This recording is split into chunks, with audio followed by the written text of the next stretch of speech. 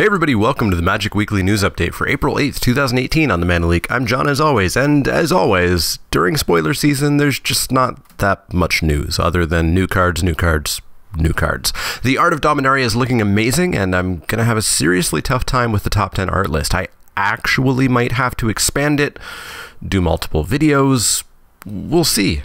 There's a lot of good art.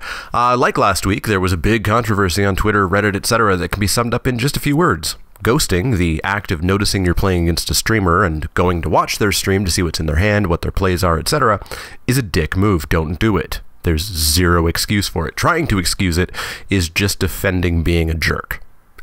End of story. So with no news, it's story time. This week, titled Episode 4, because I guess we're just not ever going to get titles anymore. We start with the creation, poofing into existence of Tiana in the Cathedral of Serra. Lyra Dawnbringer approaches her and tells her she was born in answer to the prayer of mortals for a purpose, but not battle like a lot of angels, and not guardian of a large fortress or town, but rather a guardian of a complicated irrigation system. Tiana is disappointed, but pushes it away, as a machine complicated like that would probably get attacked, and then she'd get all the battling she wanted. The angels dress and arm her, while the cleric Afra tells her that it's good she's finally here, as the people have been praying a very, very long time. Tiana asks why it took so long, and if that happens a lot. The clerics say it was very odd, and they cannot remember it ever taking this long. The clerics murmur amongst themselves, but are shushed by Afra. Tiana sees a statue of Gerard, who she was born with the knowledge of, but questions why his spear seems so familiar, the curved shape and the cross brace suggesting flight. Before she can think more on it, it's time to fly off to the great, complicated irrigation system. The angels escort Tiana, which is not normal. Tiana assumes it's because she was so late that they want to make sure nothing's wrong with her. The cleric tells her Serra doesn't make mistakes. As they approach the plateau, however, there is a haze of smoke. The buildings are ruins, and the great machine was destroyed. The work of the Cabal. Back to the present, Tiana is working on the Weatherlight restoration. Tiana is overseeing the restoration and actively taking part, to the surprise of Hadi. Knowledge of the Weatherlight, its system schematics, have been pouring into her since the Power Stone reactivated. At night, she, along with other sentries, keep watch over the ship, which was her supposed job as a guardian angel, not fixing machines. As she takes a break, she's alerted that a single man is approaching, which could be anything from a lost traveler to a spy from the Cabal. The man is dressed as a Benalish knight, but is clearly a vampire. He swears to Tiana that he's not here to harm anybody. He's not that way by choice, and he fights against his condition with all of his will.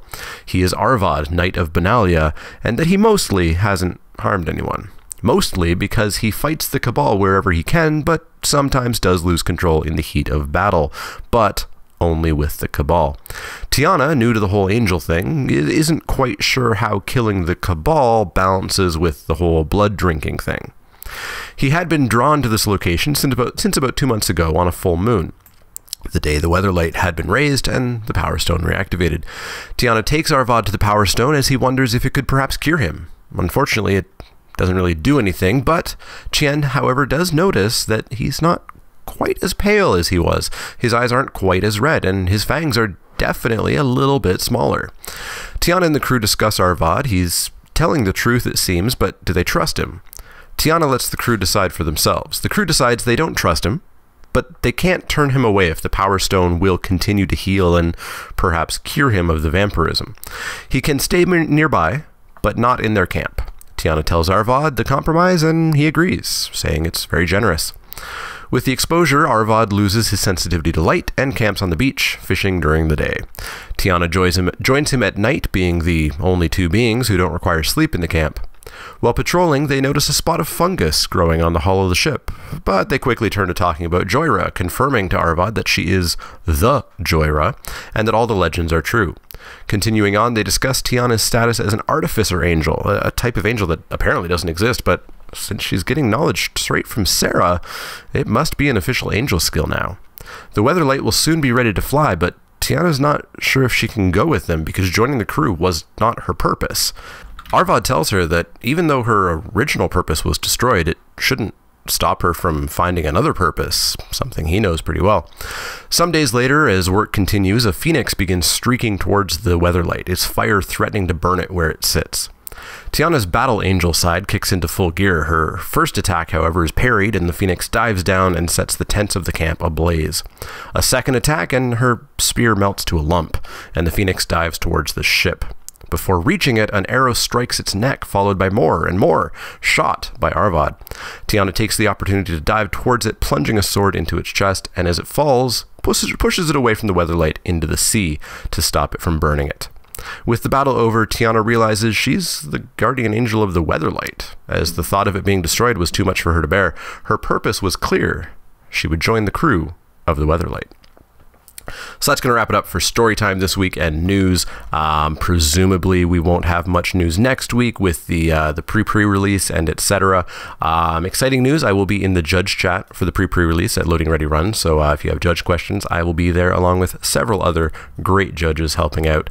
And then of course on Saturday we'll be drafting Masters 25 live with 3-camera setup and card recognition software, etc. So make sure you check that out. As always, if you have any questions, comments, or suggestions, you can find me on Twitter at @TheManaLeek. That's Leek, like the vegetable, not the card. You can find me at Facebook.com/TheManaLeek, Twitch.tv/TheManaLeek, and Patreon.com/TheManaLeek. If you like the content, click that thumbs up button. Click subscribe if you want to see more. And if you do have questions, comments, or suggestions, let me know. Otherwise, see you all next time.